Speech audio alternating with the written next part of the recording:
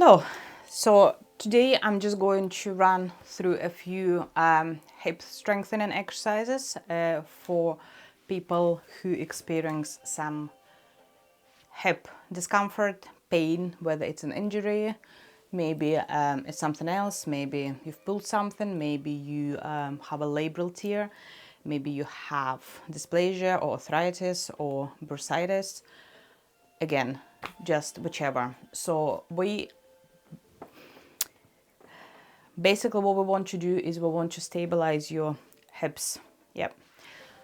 When it comes to the health of the hip joint, if it's already not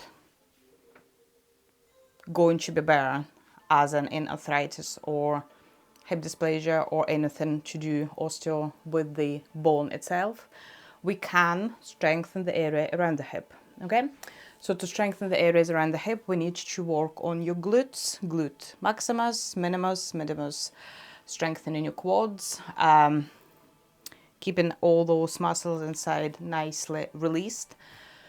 And one of the things that can really help you with that is a ball. Okay, so having a ball or a cushion or a block, I prefer a ball, in between the legs helps to keep them in place, so you're not going to create any instability, which in its turn going to remove some of that discomfort and pain from your joints, and then you can safely train your legs. Those who do experience that kind of pain, you know that when it comes to the gym and when it comes to doing some lower body exercises, it's extremely painful because because you're in pain. Yeah, so we end up doing a lot of upper body and we completely ignore the lower body, which is essentially what we do need to strengthen. So one of the exercises you can do is ball between the legs, feet on the mat, tailbone down, slightly under, and then we squat. So we squat, squeezing the ball, and then we come back. Yeah.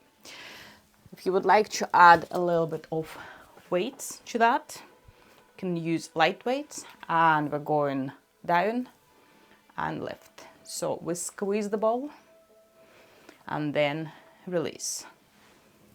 Exhale, inhale. Keeping everything in a nice alignment. It's stabilizing your hips. It's providing better engagement of your inner legs, your pelvis, your abs, your spine, your legs. 4,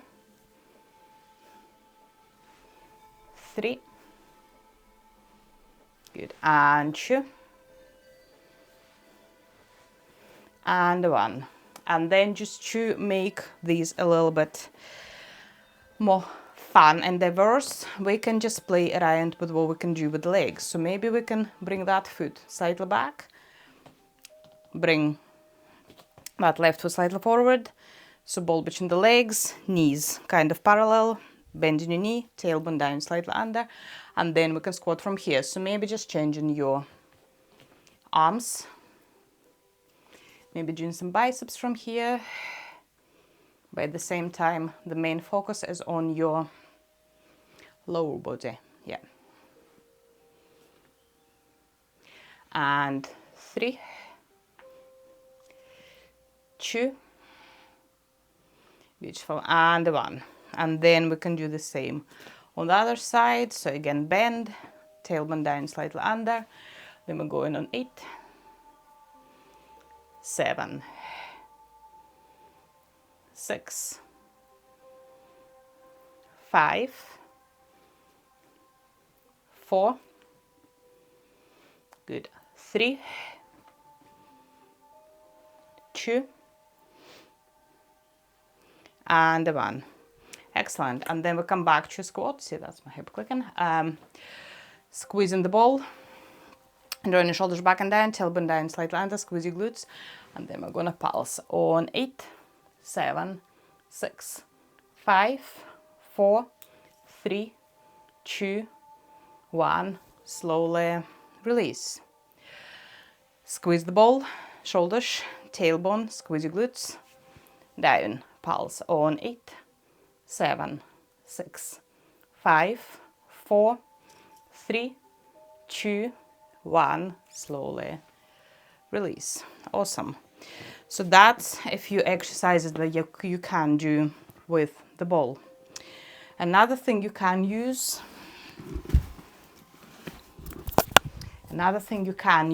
to support your hips and to strengthen the hips is a glute band. Okay, so the glute band can go just above your knees, and again providing support here, so you're not just pushing your leg out into the nowhere. So for example, those little movements like that, you're pushing into the band, you're stabilizing the hip. Okay, you can do it on the mat, you can do it in standing, you can hold onto the wall. So it's basically out, and if you can send your foot slightly more towards the back of the mat, you can activate your glutes a little bit more. Out and out. 4, 3, 2, and 1. And then we can do that on the other side. And if you feel like, for example, this is your bad side, so you can't really put too much weight onto this side, you can always come down onto your mat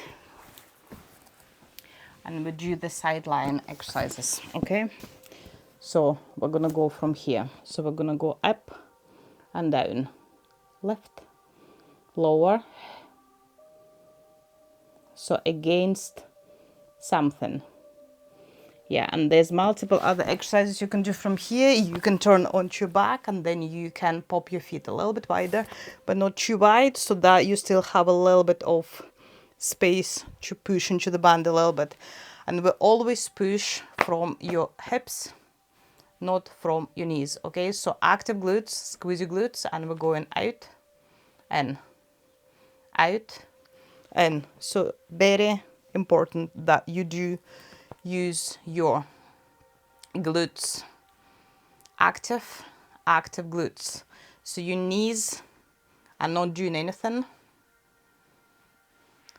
The signal comes from the glutes, and that's how the knees are gonna go out. Yep. And push and push. And then if it feels okay, we can also add a little bit of a bridge. So we go up into the bridge, push into the band, come down, up, down, up, down. For me, that doesn't really feel very safe, so I'm not going to do that. But this is something you can do, but try not to jerk your joints too much. Okay. And then you would obviously repeat it on the other side if it's a side lying series. You can also have a standing glute exercise from here. So we step your right foot forward, left foot forward, right foot back, and then we kind of push into that glute, which can also be taken down onto your mat. Come down onto your spine, and then we lift. Yep. So not involving any weight on our body, so purely just working your glutes.